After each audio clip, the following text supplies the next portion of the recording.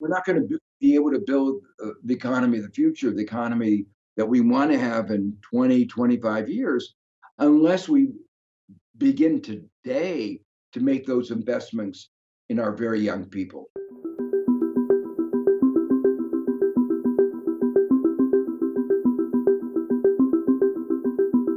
The cost of not having adequate health care, not adequate education, adequate child care means that we have a lower labor force participation, lower employment rate, a less healthy labor force, and all of that costs us an enormous amount.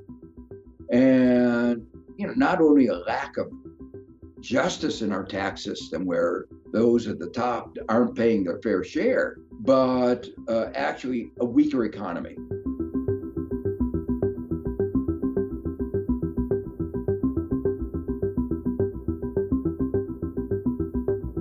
So I think the tax provisions as well as the expenditure provisions of the reconciliation bill, both of them will actually make for a better economy.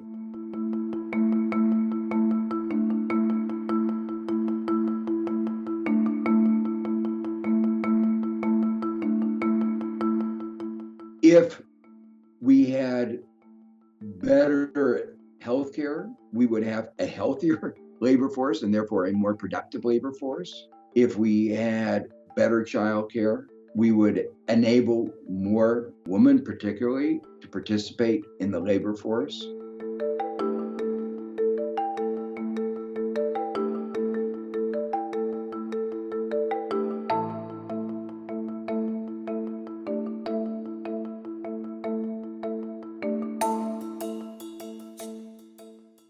In terms of can we finance it? Very easy. Those at the top are paying lower tax rates than those down below, closing the tax loopholes, making our tax system progressive would easily raise the money that we need, making corporations pay the taxes that have already been levied makes for a more efficient and a fairer economy. It is ironic that many Republicans do not want to pay for the enforcement of the laws that we have. They talk about being a party of the rule of law and order, but part of having a legal system is you have to enforce it. And that means if you have a tax system, you make the billionaires and you make the corporations pay the taxes that they owe. Not more than they owe, but you make them pay what they owe.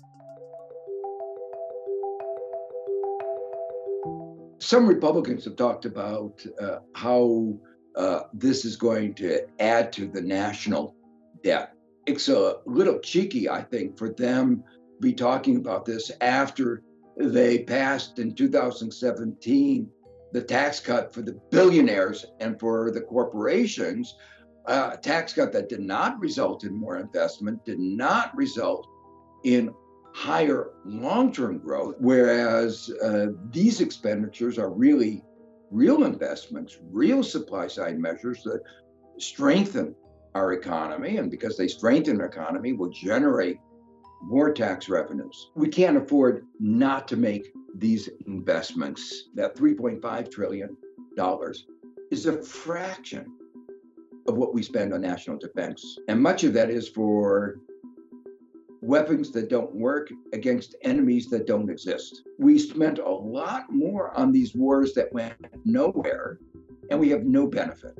Whereas the benefit that we get out of the reconciliation bill is enormous.